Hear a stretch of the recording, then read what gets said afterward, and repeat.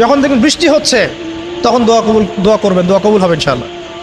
দোয়া করার আগে একবার বলবেন আলহামদুলিল্লাহ, কমপক্ষে একবার বলবেন আলহামদুলিল্লাহি রাব্বিল আলামিন, একবার কমপক্ষে। মানে প্রথমে আল্লাহর প্রশংসা করবেন, তারপর একবার দরুদ পড়বেন আল্লাহুম্মা সাল্লি আলা মুহাম্মাদ ওয়া সাল্লিম, তারপর হাত তুলে দোয়া শুরু করবেন। বৃষ্টি পড়ছে, দোয়া শুরু করে দেন, দোয়া কবুল হবে ইনশাআল্লাহ। আজান দিয়েছে, আজান এবং একামতের মাঝখানের সময়টা আছে, এই সময়টা কাজে লাগান, দোয়া কবুল হবে ইনশাআল্লাহ। নামাজে দাঁড়িয়েছেন, সেজদায় গিয়েছেন, সেজদায় দোয়া করেন, দোয়া কবুল হবে ইনশাআল্লাহ।